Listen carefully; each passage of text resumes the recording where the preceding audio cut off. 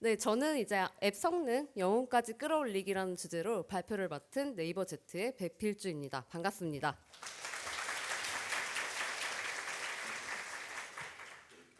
네, 그래서 오늘 하고 싶은 이야기는 내가 측정하고 싶은 성능을 먼저 정확히 좀 정의를 해볼 예정이고요. 이제 개선 포인트를 이제 여기서 찾아낼 예정입니다. 그리고 이제 집에 돌아가실 때는 사실 오늘 내용 듣고서 별거 없네. 내가 여기 이렇게까지 앉아 있어야 되나라는 생각을 하셨, 하실 수도 있을 것 같아요. 이제 그게 오늘의 제 목표가 되겠습니다. 네, 그래서 제가 하고 있는 서비스는 제페토라는 서비스인데요. 네, 제페토 월드에 오신 여러분들을 환영합니다. 네, 제페토 서비스에서 제가 이제 성능을 어떻게 개선을 했는지 또 우리 팀이 어떻게 개선했는지를 정확한 이제 숫자와 사례를 통해서 공유를 드려보려고 해요. 그래서 제페토는 정말 글로벌 앱 서비스인데요. 이제 3D 아바타 기반의 소셜 플랫폼이고요. 이제 누구나 쉽게 창의적으로 자신을 표현하고 전 세계 사용자들과 소통할 수 있는 기회를 만들 수 있는 앱입니다. 여기 QR코드는 지금 제페토 앱 다운로드로 이어지고 있어요. 네, 필요하신 분은 네, 다운로드 하시고 같이 이제 저희와 함께 즐겨주실 수 있을 것 같습니다.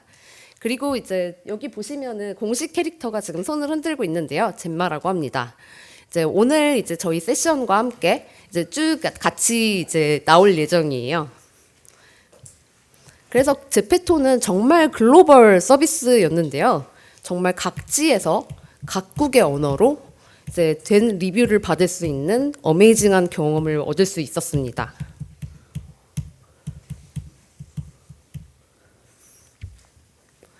네, 정말 이제 리뷰를 정말 각 언어로 받을 수 있는 경험도 정말 색다른 경험이었는데요. 이런 것처럼 제페토도 정말 스토어 다운로드를 이제 1억을 가뿐히 돌파하는 정말 폭발적인 성장을 경험할 수 있었습니다. 그러다 보니까 이제 신규 기능 개발을 이제 우선시하고 이제 안정성하고 속도는 좀 뒤로 밀어서 좀 생각을 좀 했던 것 같아요. 그래서 현재까지는 이런 생각으로 안정성을 대하지 않았나 좀 생각이 듭니다. 크래시가 가끔 발생해도 돼. 중요한 건 기능 아니겠어? 이렇게 뭐 동의하시죠? 그쵸? 그리고 속도에 대해서도 한국은 빠르잖아요. 우리나라처럼 빠른 데가 어디 있겠습니까? 다른 나라는 뭐 좀 거기서 빨리 좀 만들 일이죠. 그쵸? 근데 글로벌 서비스에서 계속 이렇게 해도 괜찮을까요? 글로벌 서비스로 아마 나가고 싶은 분들도 꽤 많을 거고 지금 글로벌 서비스를 담당하고 있는 분들도 꽤 계실 텐데요. 정말 이렇게도 될까요? 먼저 리뷰를 좀 살펴볼 예정입니다. 리뷰에서는 지금 벤치마크 및 주제로 여러 주제가 앱 평점에 미치는 영향을 좀 분석을 해주고 있는데요. 지금 이제 화면을 좀 그 스크린샷을 통해서 좀 긁어오다 보니까 글씨가 좀 안 보일 수도 있는데 계정, 디자인, 개인정보, 리소스 사용량, 속도, 안정성, 제거수, 업데이트, 사용 편의성 이렇게 10가지 주제로 리뷰에 나온 내용을 분석해서 어느 정도 사용자들의 반응을 볼 수 있습니다. 여기서 리뷰 개수가 많은 5개를 가지고 와봤는데요. 이거는 저희 앱에 이제 리뷰에 있는 카운트를 좀 가지고 와봤어요. 여기서 보시면은 지금 1, 2, 3, 4, 5위 중에 1, 2위가 안정성하고 속도에 대한 이야기라는 것을 볼 수가 있었습니다. 그래서 이 안정성하고 속도가 유저들도 주요 관심사구나라고 이제 알 수가 있었어요. 이건 다른 말로 하면 분명 성능도 유저들이 신경을 쓰고 있다라는 걸 알 수가 있었죠.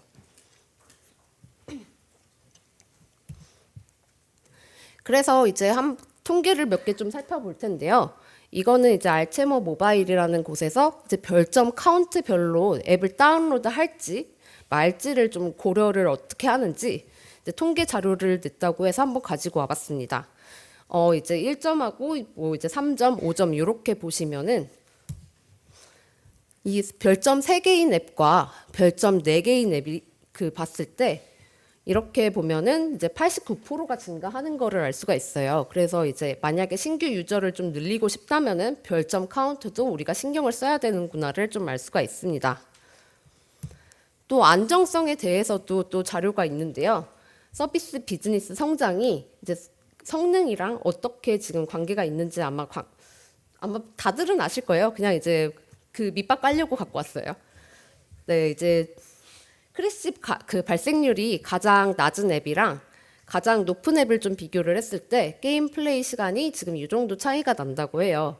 ANR 레이트가 차이가 나는 앱은 2분 44초가 이제 차이가 나고 크래시 레이트는 2분 24초가 차이가 난다고 해요. 하루에 지금 2분 정도면은 되게 짧은 시간이라고 생각을 할 수가 있을 텐데 1년으로 보면은 이게 18시간이 됩니다. 굉장히 또 이렇게 보면은 긴 시간 차이가 나는 걸 수도 있잖아요. 그럼 이제 성능 이제 중요한 건 알았어. 근데 관리는 그러면 언제부터 좀 해야 될까요? 그래서 우리들의 이제 프로덕트 서비스에 있는 프로덕트 라이프 사이클을 한번 가지고 와봤습니다. 이제 처음 이제 도입을 넘어서 성장을 할 거고요. 그리고 성숙을 하고 이제 서비스가 망해가는 시점도 분명 아쉽지만 있겠죠. 네, 성능 개선 시점은 이렇게 이제 성장하고 성숙했을 때 이 시점에서 우리가 성능을 관리해 줘야 된다고 합니다. 이 시점을 하나씩 살펴보게 되면은 네, 그 성장 단계에서는 사용자 수가 이제 급격히 증가하기 때문에 이제 그 트래픽에 의한 문제가 발생을 할 수가 있고요.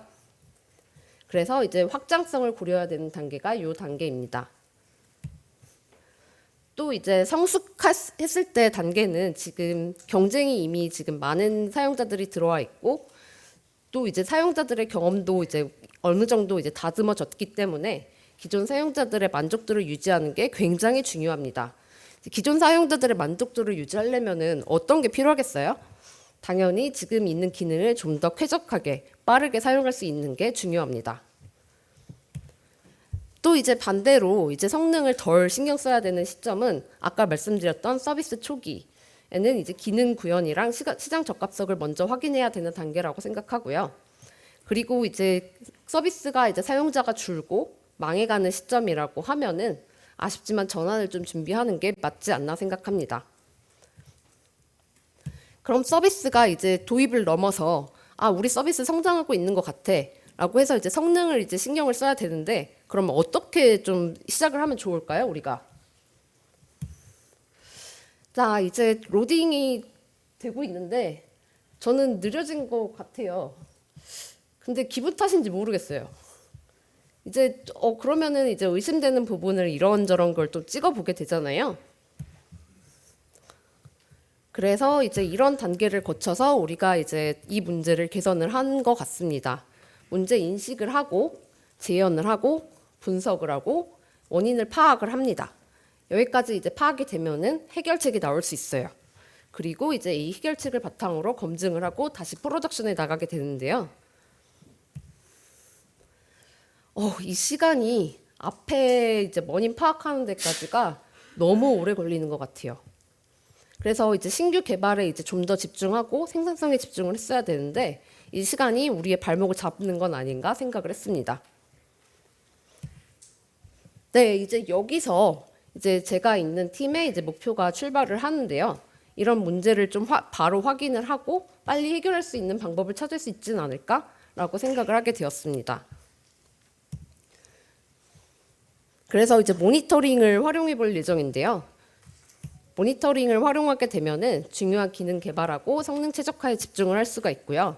성능 트렌드를 분석하고 데이터 기반의 의사결정이 가능합니다. 개선 효과도 이제 나왔을 때 얼마나 개선이 됐는지 측정이 가능하고요.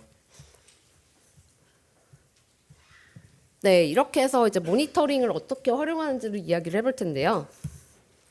이제 성능은 앞에서 계속 이야기한 것처럼 이렇게 세 가지 요소가 있지 않나 싶습니다. 응답성으로 앱이 얼마나 빠르게 반응하는지를 이제 보고요. 또 안정성으로 크래시나 다른 ANR 문제가 일어나진 않는지, 또 효율성으로 우리가 이제 한정된 앱의 리소스를 얼마나 효율적으로 사용하고 있는지를 보면 되지 않을까 싶습니다.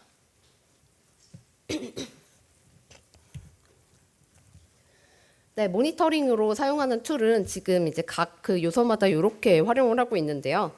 먼저 안정성으로는 이제 크래시리틱스를 활용하고요.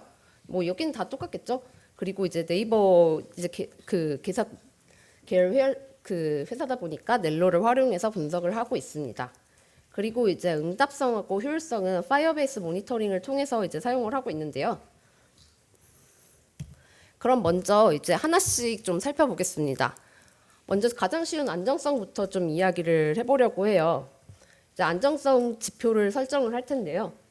크래시를 빠르게 해결하려면은 좀 우리가 알아야 될 게 어느 게 있을까요? 이제 우리가 궁금한 순서대로 한번 나열을 한번 해봅시다.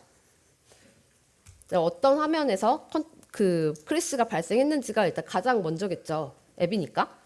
그리고 이제 이 화면까지 어떻게 들어가는지도 필요한 요소인 것 같습니다.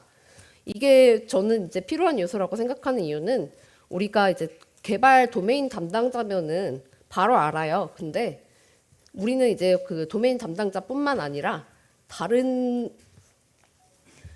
이제 팀원들도 이제 빠르게 좀 도움을 줘야 할 때 아니면 누가 와도 이제 바로 이 화면에 들어가서 할 수 있을 때 이제 이 진입 경로가 굉장히 필요하다고 생각을 하고요. 그리고 이제 당연히 제일 궁금한 거는 마지막으로 어떤 동작을 했길래 과연 이 크래시가 났을까이잖아요. 그리고 이제 기기 특성은 혹시 특이한 특성이 있을까? 또 제일 궁금한 부분입니다. 그래서 이제 저는 이제 어떤 화면에서 이제 발생했는지 또 진입 경로는 어떻게 되는지를 확인을 하려고 라이프 사이클을 이제 로깅을 좀 활용을 했는데요. 이제 프래그먼트 라이프 사이클 콜백을 활용해서 로깅을 했습니다. 이제 요 그 콜백은 아마 다들 뭐 잘 알고 계실 것 같은데요.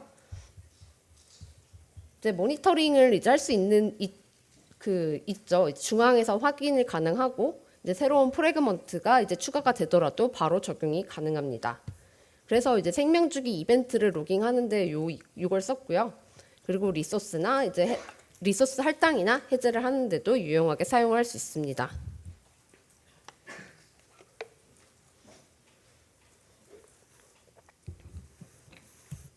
그래서 잠시 이제 또 잠시 확인했던 코드를 좀 살펴보면은 이제 이 중에 저는 이제 온레줌을 기준으로 현재 화면이 어디서 이제 크래시가 나는지 파악을 했고요. 또 이제 주요했던 이제 크래시 발생 포인트는 이제 이렇게 on fragment save state instance 포인트였습니다.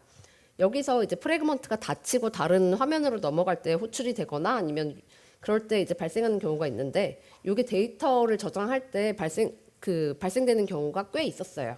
그래서 이 포인트도 기억을 해두고 이제 보시면 좋겠다는 생각이 들어서 이렇게 추가를 해봤습니다.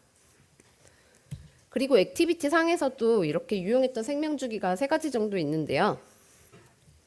먼저 컨피그레이션 체인지입니다. 이제 화면 방향이 바뀌는 경우에는 이제 컨피그레이션 체인지가 이렇게 타게 되는데요. 또 이제 다른 컨피그레이션이 바뀔 때 또 타겠죠. 요게 이제 또 이제 놓치기 쉬운 부분이라서 크래시가 많이 발생하기도 합니다. 또 푸시 알림이나 아니면 유저가 이제 또 그 푸시 알림을 눌렀을 때 아니면 딜링크를 처리할 때 이럴 때는 이제 온뉴 인텐트를 타게 되는데요. 이제 여기도 이제 굉장히 또 잘 잡을 수 있는 포인트였습니다. 그리고 이제 저희 앱은 이제 온로우 메모리 그리고 이제 그 자매품으로 온트림 메모리도 굉장히 중요한 포인트 중 하나였는데요. 아마 한국 앱에서는 이 그 콜백을 구경하기 쉽지는 않을 것 같아요. 거의 들어오지 않을 텐데 글로벌에서는 이게 굉장히 친숙한 포인트 중 하나였습니다. 저사양 그 단말들이 정말 상상도 못한 단말들이 많더라고요. 그래서 종합해서 제가 크래시를 이제 크래시 로그에서는 이렇게 활용을 하고 있는데요. 이제 이런 식으로 이제 로그를 찍힌 기록들을 이제 한꺼번에 볼 수가 있는데, 네, 이제 마지막에 보니까 on fragment save instance 포인트에서 퀘스트 페이지를 닫다가 크래시가 났구나라는 거를 제가 알고 수정을 하러 갈 수가 있었던 포인트였습니다. 또 이제 기기 특성으로도 정말 주옥 같은 네, 내용들이 많은데요. 하나하나 놓칠 수가 없는 포인트여서 이제 열심히 꾸겨 넣어 보았습니다. 먼저는 이제 네트워크 특성이 있을 거예요. 당연히 네트워크라면은 어떤 URL을 호출하다가 났는지 이제 리퀘스트 URL이 가장 먼저 필요한 요소일 거고요. 그리고 이제 네트워크 세기는 얼마나 되는지 레벨과 스트렝스도 또 충분히 이제 좋은 자료입니다. 그리고 이제 이 타입이 와이파이였는지 LTE였는지도 굉장히 좋은 포인트고요. 이제 이 네트워크 정보를 통해서 해결할 수 있었던 크래시는 이제 언노운 호스트 익셉션이랑 이제 소켓 타임아웃 익셉션 그리고 SSL 익셉션 등이 났을 때는 이런 정보가 있으면은 바로 해결이 가능했습니다. 그리고 이제 발생 국가랑 언어도 굉장히 좋은 포인트 중 하나였는데요. 저희는 특이하게 이제 아랍권 언어를 지원을 하고 있어요. 그래서 이제 R2L로 이제 지원되는 언어인데 이 그 언어적인 리소스 이슈가 있다 보니까 가끔 이 언어를 기록을 해두는 게 어떤 언어에서 문제가 발생했는지도 굉장히 중요한 포인트였습니다. 또 기본적인 기기 사양으로도 정말 알 수 있는 정보가 많은데요. 이제 모델 정보, 제조사, GPU 정보, 이제 램 사이즈, ABI, OS 버전들도 가지고 저희는 이제 유니티랑 또 같은 유니티를 활용해서 하는 앱이다 보니까 이제 32비트 ABI에서 이제 유니티 관련 문제가 발생하거나 아니면은 이제 특정 GPU 제조사랑 이제 호환 관련 크래시가 나는 경우가 있었어요. 그래서 기기 기본 정보로도 굉장히 해결할 수 있는 정보가 많았습니다. 또 마지막으로 인스톨러 정보가 있는데요. 우리 앱이 당연히 다 플레이 스토어에서 다 깔린 정상적인 루트로 깔린 이제 앱이면 정말 좋겠지만 그렇지 않은 경우도 굉장히 많았어요. 그래서 이제 이 앱이 혹시라도 문제가 발생할 때 플레이 스토어에서는 기록이 되지 않았는데 파이어베이스나 다른 루트로는 이제 크래시가 기록되는 경우가 있었거든요. 이제 그럴 때 이제 이 인스톨러 정보를 깔아두면은 어디서 깔린 앱들이 지금 문제가 있구나를 이제 확인을 할 수 있었습니다. 그리고 마지막으로 이제 메모리 상태도 이제 굉장히 이제 런타임 프리 메모리나 이제 네이티브 메모리도 굉장히 중요한 포인트였거든요. 그래서 이렇게 기기 특성을 한번 같이 좀 파악을 해보신다면은 이제 다방면으로 크래시를 해결할 수 있을 거라고 기대합니다.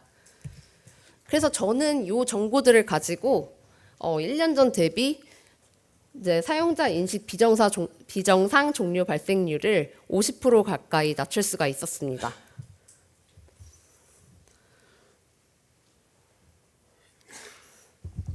네, 안정성은 여기까지 이야기를 하고요. 그래서 다시 성능 관리 페이지로 지금 돌아와서 보면은 그다음 이제 응답성하고 효율성을 이야기해 볼 텐데요. 먼저 응답성에 대해서 한번 이야기를 해볼게요. 네, 반응 속도랑 관련된 요소들이겠지요, 당연히. 이번에 또 이제 그 궁금한 것들을 한번 쭉 나열을 해봅시다. 앱 시작 시간은 얼마나 될 거고, 이제 UI 반응 속도는 얼마나 될 건지, 화면별 렌더링 데이터에서는 좀 느린 렌더링은 뭐가 있는지, 아니면 정지 프레임은 뭐가 있는지, 또 이제 데이터 로딩 시간으로서 이제 네트워크 요청 시간이랑 로컬 데이터 액세스 시간은 얼마나 될지 뭐 이런 것들을 보면은 되지 않을까 싶습니다. 또 이제 효율성으로는 디바이스를 사용할 때 사용자가 얼마나 쾌적하게 느끼는 정도를 지금 이야기를 했잖아요. 그래서 쾌적함을 주는 요소들은 뭐가 있을지 보면 좋을 것 같아요. 그래서 이제 이렇게 디바이스의 리소스 관련된 정보들을 효율성으로 생각을 하고 잡아보았습니다. 네, 그래서 저희는 지금 이 파이어베이스를 사용해서 응답성하고 효율성을 기록하고 이제 로깅하는데 지금 사용을 했는데요. 이제 파이어베이스에서 이제 이렇게 셋업만 해도 주는 값들이 있습니다. 이제 자동으로 되는 값들인데 앱 시작 시간을 측정을 해주고요. 그리고 이제 그 HTTPS의 각종 요청들을 이제 기록을 해줍니다. 그리고 이제 화면별 렌더링 데이터도 기록을 해서 주고요.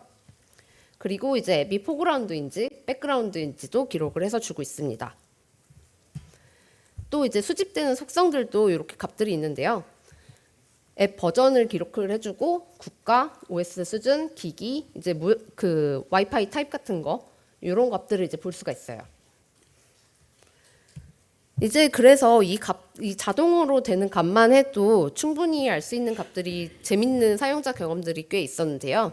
그래서 이 중에 좀 예시를 가지고 와봤습니다. 이거는 이제 저희 앱이 이제 배포될 때 어떤 그 앱 스타트 시간을 가지고 있는지 진짜 파이어베이스 그래프를 가지고 와봤어요.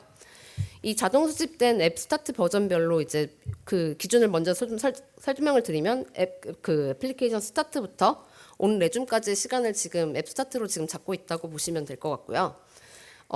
이전 버전하고 현재 버전하고 혹시 그래프를 보면서 뭐 혹시 알 수 있는 것들이 혹시 뭐가 있는지 보이실까요? 네, 자세히는 안 보이실 것 같아서 이제 하나씩 좀 살펴보겠습니다. 지금 이제 이전 버전 배포 시점을 먼저 볼게요. 이제 연두색이 하나 전 버전이고 보라색은 그 하나 더 전 버전입니다. 이렇게 볼 때 보라색 그래프가 이제 연두색 이제 배포가 시작되자마자 올라가고 있는 걸 볼 수가 있잖아요. 그래서 새 버전이 배포를 시작을 하면은 이전 버전 속도가 느려지는 것 같네라고 생각을 했습니다. 그래서 현재 버전에서도 똑같은지 확인을 해봤더니 현재 버전이 지금 초록색인데요. 이제 현재 버전 배포가 시작하자마자 연두색 그래프가 올라가는 거를 볼 수가 있었습니다. 이거를 통해서 어떤 생각이 드시나요?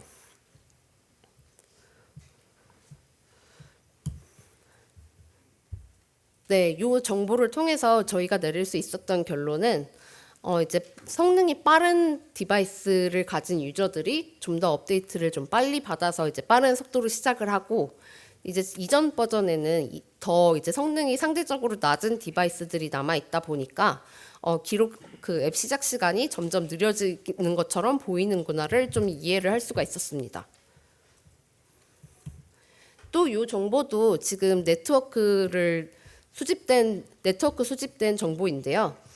이제 이 정보를 보면 지금 미국이 초록색, 연두색, 그리고 한국이 보라색 그래프입니다. 여기 보시면은 지금 한국에 비해서 미국은 3배 정도 속도가 차이가 나고 또 전체로는 지금 4배 정도 차이가 나는 걸 볼 수가 있어요. 그래서 한국이나 이제 각종 글로벌의 네트워크 상황도 어느 정도 짐작을 해볼 수 있었습니다. 네, 이렇게 그 기본적으로 자동 수집되는 정보로도 이제 사용자 경험, 우리 앱에 대한 사용자 경험이 어떤지를 좀 이해를 할 수가 있었어요. 네, 이제 그 진짜 필요한 정보를 좀 봐야 되겠죠. 이거는 기존 그냥 그 자동으로 수집된 정보였고, 이제 커스텀 트레이스를 가지고서는 이제 그 정말 우리 앱에 필요한 데이터를 분석을 시작할 수 있는데요. 요 이제 커스텀 트레이스는 앱의 이제 두 시점 간의 캡처를 해서 성능 데이터를 이제 해주고요. 이제 그래서 저희는 이제 이런 값들을 이제 가지고 이제 분석을 하기 시작했습니다. 이제 홈 이니트 또는 이제 뭐 저희는 이제 피드 페이지라고 해서 이제 피드 페이지가 있고 이제 월드가 있고요. 또 이제 프로필 페이지가 있을 때 들어가는 속도를 이런 값들로 이제 기록을 했어요. 해서 실제 이제 기록된 커스텀 트레이스를 이제 세션을 하나씩 살펴보게 되면 이런 값들을 이제 볼 수가 있는데요. 이제 실제 세션 데이터고요. 이제 여기서 볼 수 있는 값들은 이제 이 세션이 얼마나 분포를 가지고 있는지 시간 분포로 볼 수 있고 기록된 디바이스가 어떤 속성을 가지고 있는지를 알 수가 있습니다. 그리고 이제 CPU 사용량, 메모리 사용량, 그리고 온 디바이스로 이 지금 앱에서 이게 포그라운드인지 아니면 백그라운드인지 어떤 화면이 보이고 있는지 프래그먼트 정보 같은 거를 알 수가 있고요. 그리고 이제 이 화면에서 네트워크 그 호출된 네트워크 정보도 이제 그 시간별로 기록을 해서 이제 보여주고 있어요. 이렇게 보니까는 이제 간단한 그 프로파일러 결과 같잖아요. 저는 사실 프로파일러를 처음 봤을 때 이걸 어디서부터 봐야 되는 거지? 대체 이게 뭔 소리야라고 생각을 했었어요. 그래서 이제 그런 분들께 좀 도움이 되고자 이제 제가 생각했던 팁을 하나 좀 공유를 드리면 이제 이렇게 봤을 때 뭐부터 봐야 될지 모르겠으면 가장 짧은 세션이랑 가장 길게 된 세션이랑 차이점을 한번 비교를 해보는 데서 시작을 해보면 어떨까 하는 겁니다. 이제 그러면은 요 시점에서 이제 어떤 점이 차이 나는지를 좀 확인을 해보고 여기서 이제 줄일 수 있는 포인트를 좀 찾으면서 시작을 할 수 있을 것 같아요.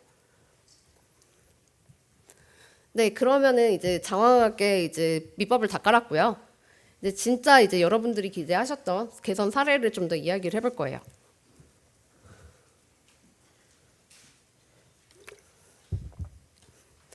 네, 가장 먼저는 앱 시작 시간이 있을 건데요. 네, 앱 시작 시간이 아마 중요한 거는 다들 알고 계실 거예요.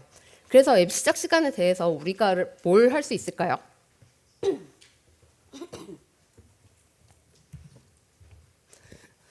네, 먼저 앱 시작 시간이 뭔지를 좀 알고는 가야겠죠. 이제 같이 보기 전에 앱 시작 시간은 지금 이렇게 앱 시작할 때 우리는 요 세 단계를 거쳐서 앱을 만들고 있는데요. 이제 프로세스가 이제 시작이 되고 이제 액티비티가 이제 크리에이트 되고 그다음 이제 스타트로 되면서 생명주기로 넘어가게 되는데 이렇게 지금 이제 처음부터 이제 프로세스 이닛부터 시작할 때를 콜드 스타트라고 하고 이제 그다음이 웜 스타트 이렇게 핫 스타트가 있잖아요.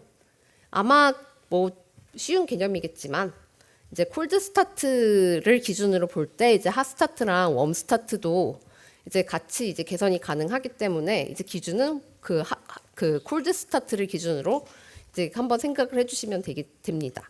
그래서 이 이야기를 하려고 이걸 갖고 왔어요. 그래서 콜드 스타트를 한번 기준으로 먼저 볼게요. 이제 프로세스 이닛 단계에서 하는 일들을 보면은 앱 로드를 이제 시작을 하고요. 그리고 이제 시작 직후에 빈 시작 그 화면을 이제 보여주기 시작합니다. 그리고 이제 프로세스를 만들고요. 네, 그리고 이제 그 다음 단계로 넘어가게 되면은 앱 개체를 여기서부터 만들기 시작하고요. 메인 스레드도 이 단계부터 이제 시작을 하게 됩니다. 그리고 이제 메인 액티비티를 생성을 하고요. 그리고 이제 중요한 단계로 이제 인플레이트 뷰를 하고 이제 레이아웃하고 이제 그 이니셜 드로우를 이 단계에서 시작을 하게 됩니다. 그리고 이제 그 이후에 이제 원 스타트부터 우리가 알고 있는 레이아웃 그 라이프 사이클 생명 주기로 넘어가게 되는데요. 여기서 이제 저는 이제 이 앱 시작 시간에 대해서 이제 개선 작업을 시작하기 전에 이게 좀 가장 많이 헷갈렸어요.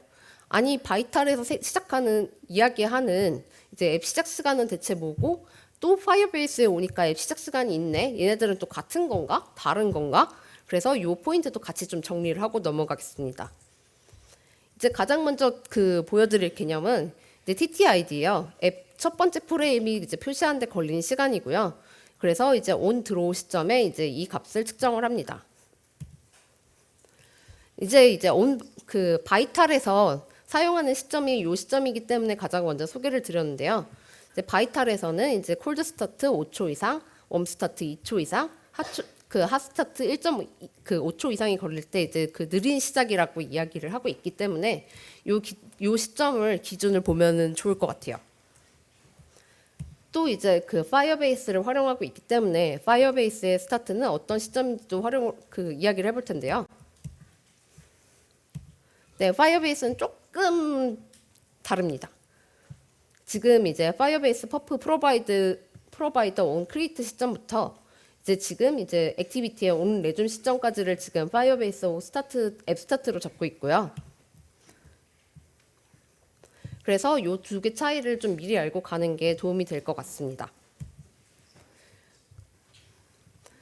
또 이제 또 중요한 시점은 진짜 그래서 우리 앱이 그 정말 사용자들이 쓸 수 있는 시점이 대체 어느 시점이냐라는 건데요. 이제 그 시점은 이제 완전히 표시한 데 걸리는 시간 TTFD로 이야기를 합니다. 이거는 지금 따로 이제 자동으로 측정되는 값은 아니고요.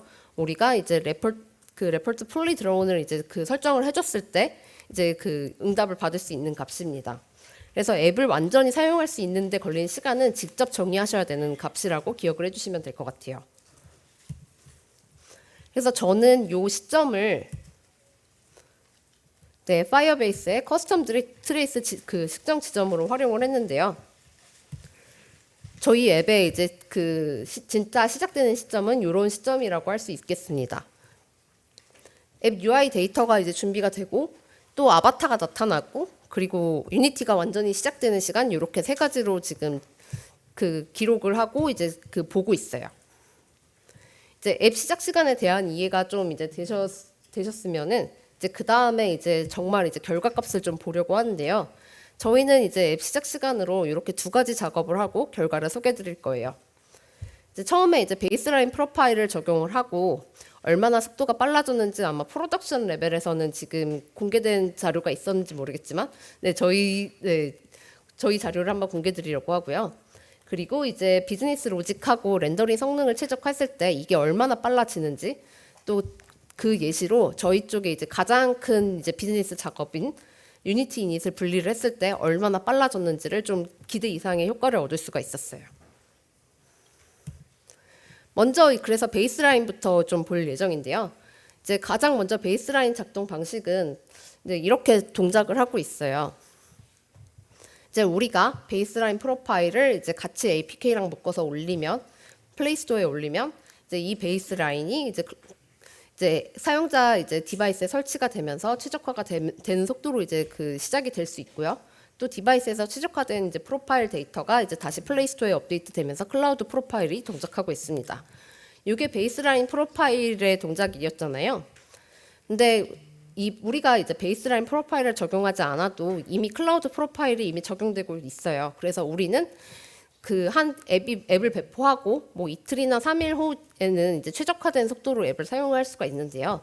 이제 그런데도 베이스라인을 도입하게 된 계기는 요 차이점이지 않았나 싶습니다. 이제 클라우드 프로파일은 그 안드로이드 9 이상 지원이 가능하잖아요. 그리고 이제 업데이트 후 이제 2, 3일이 걸려야 사용자들이 이제 최적화된 속도로 앱을 사용할 수 있기 때문에 이 시점을 조금이라도 당겨 보고 싶었어요. 그래서 이제 베이스라인을 도입하게 되었습니다. 이 그 베이스라인 셋업을 어떻게 하는지는 지금 이 범위에서 넘어가서 요 링크를 통해서 또 이제 직접 찾아보시면 될 거라서 이제 그 직접 요 링크를 통해서 한번 확인을 해주시고요. 그래서 간단히 이제 코드에서 좀 같이 짚고 넘어가고 싶은 부분은 요게 지금 베이스라인 제너레이터는 이런 식으로 생겼어요. 이제 프로파일러를 돌릴 때 지금 프로파일 블럭에 이런 식으로 이제 동작까지 앱 시작을 어떻게 동작을 하고 이제 어떤 값들을 이제 프로파일 그 블럭에 추가를 할 건지를 정할 수가 있는데요. 여기 보시면은 이게 매크로 벤치마크 스코프에서 동작하는 거를 볼 수가 있어요. 그러다 보니까 이 매크로 벤치마크를 에서도 이제 이 만들어둔 메소드를 사용을 해가지고 바로 측정을 할 수가 있다는 건데요. 당연하죠. 이거 하나의 모듈이에요. 네, 지금 얘는 이제 스타트업 베이스라인 프로파일 요거는 이제 나윈 안드로이드 샘플에 있는 그 스트럭처인데요. 이제 그 위에 거 이제 베이스라인 프로파일하고 이제 베이스라인 벤치마크가 이제 같은 모듈에 들어 있는 거를 볼 수가 있었습니다. 당연한 얘기인데 저는 이제 그 베이스라인을 셋업하다 보니까 매크로 벤치마크가 딸려오는 기분이어서 뭔가 개이득인 기분이었습니다. 그래서 이 값을 가지고 먼저 로컬로 이제 우리가 베이스라인 프로파일을 넣었을 때 얼마나 측정을 할 수 있는지를 볼 수가 있었는데요. 이거는 이제 나윈 안드로이드에 있는 샘플 값이니까 먼저 예시로 먼저 보여드리고요. 노 컴파일레이션은 지금 32.8이고 그 베이스라인은 229로 지금 베이스라인이 굉장히 빠르게 나타나는 것을 볼 수가 있어요.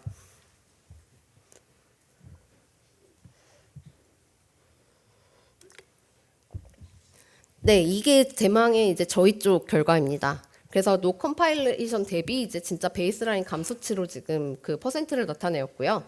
그래서 숫자가 클수록 이제 베이스라인 효과를 더 크게 나타낼 수 있다라고 봐주시면 될 것 같습니다.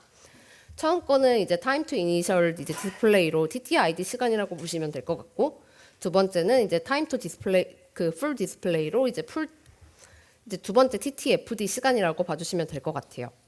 첫 번째 값을 보게 되면은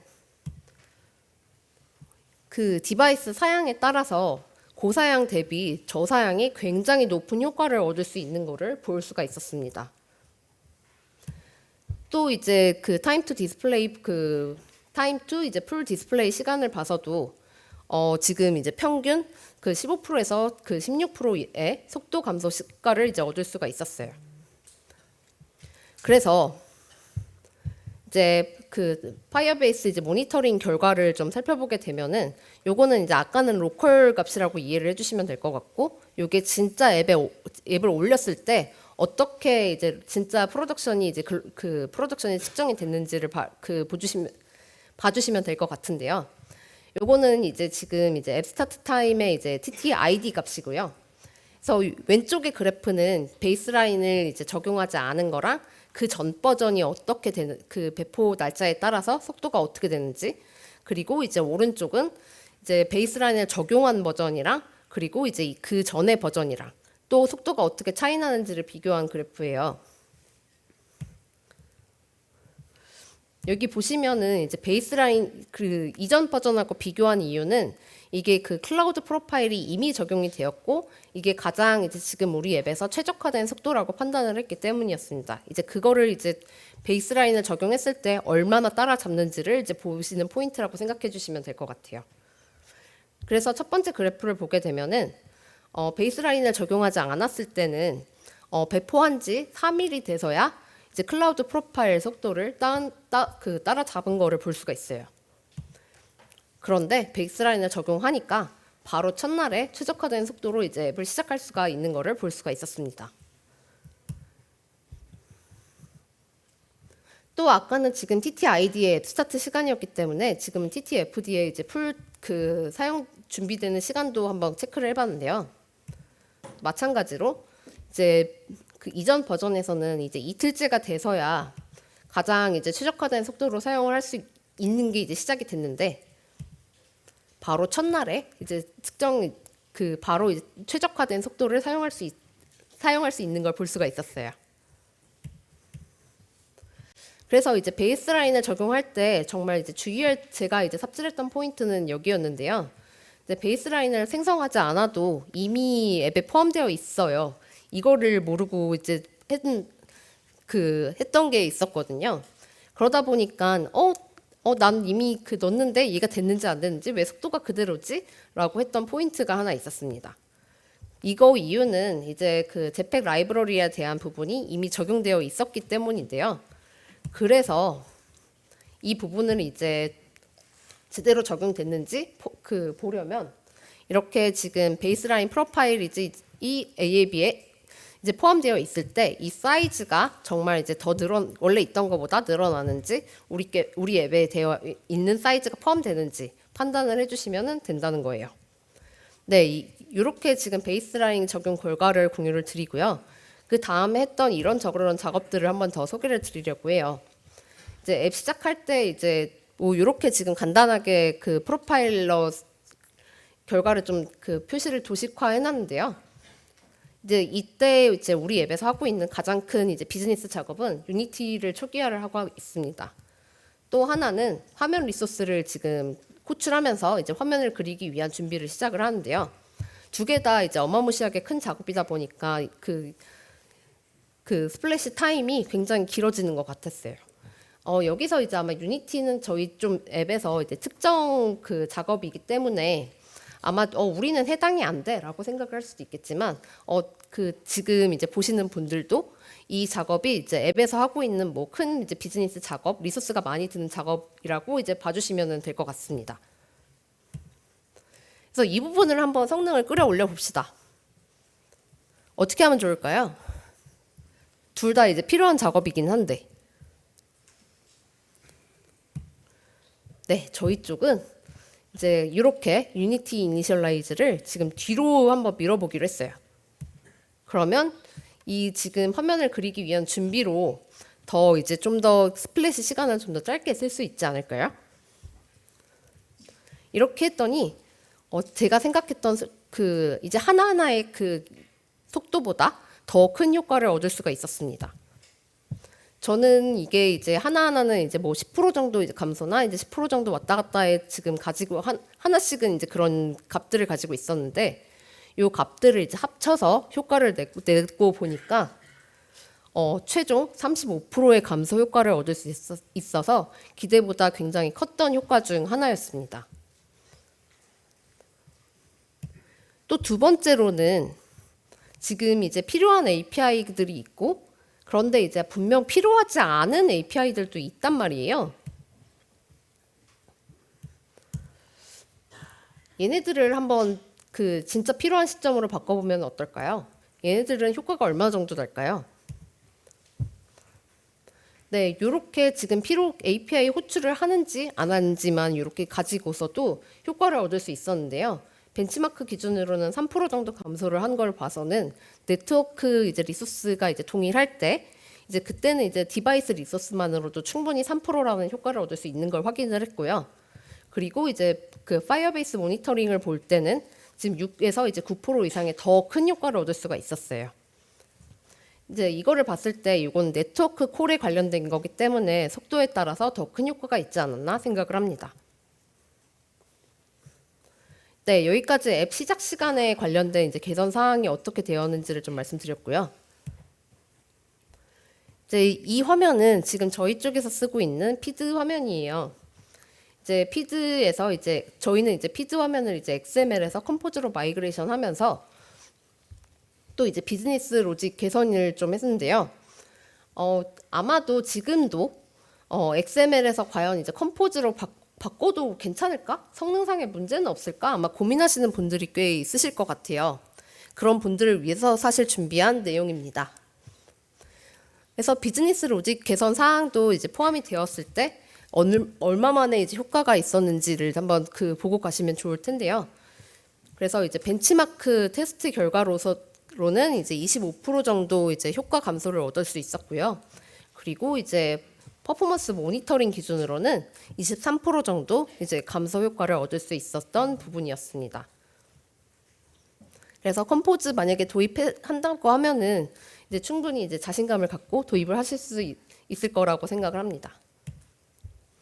그래서 이렇게 개선 사례를 통해서 제가 이제 알 수 있었던 거는 이게 그 리소스 사용하고 이제 앱이 얼마나 빠르게 움직이는지는 굉장히 밀접한 관계를 가지고 있었다는 거였어요. 그래서 CPU 사용량을 한 타임에 줄이고 네트워크를 이제 부하를 줄이면서 이제 앱 리소스를 효율적으로 사용하는데 이제 고민을 하니까 응답 속도가 기대 이상으로 빨라진다는 거를 이제 얻을 수가 있었습니다. 그래서 이제 드디어 이제 대망의 마지막 장표인데요. 이제 오늘 굉장히 많은 내용을 이야기를 했는데 무슨 내용을 봤었는지는 이제 안정성 관련해서는 라이프 사이클을 한번 로깅을 해서 잘 체크를 해보고 기기 특성을 파악을 하면은 파악하는데 도움이 된다라는 거를 이야기를 드렸고요. 성능 측정을 하면서는 이제 파이어베이스 모니터링을 저희 이제 회사랑 이제 팀에서 어떻게 활용을 하고 있는지를 말씀을 드렸습니다. 그리고 이제 앱 시작 성능 이제 개선을 하는 사례로서 이제 베이스라인 프로파일이 정말 프로덕션에 올라갔을 때 얼마의 효과를 얻었는지를 보여드렸고요. 그리고 같이 딸려온 매크로 벤치마크로 이제 로컬 측정도 가능하다는 것을 보여드렸습니다. 그리고 이제 비즈니스 로직 최적화로는 이게 시간상이다 보니까 굉장히 또 재밌는 사례들이 많고 이제 정말 삽질했던 사례들도 많은데 시간상 못 보여드렸는데요. 네, 이 부분이 지금 이제 많은 네, 아쉬움이 좀 있네요. 네, 그래서 이제 비즈니스 로직 최적화로는 유니티 이니셜라이즈 같은 이제 큰 작업을 뒤로 미룰 때 얼마나 됐는지, 그리고 이제 만약에 XML로 이제 컴포즈로 이제 마이그레이션 했을 때 어떤 효과를 얻었는지 뭐 이런 거를 보여드리게 되었습니다. 네, 제 발표는 지금 여기까지고요. 네, 제목 어그로를 너무 끌었나 지금 했는데 네, 좀 도움이 되는 시간이 되었으면 좋겠습니다. 감사합니다.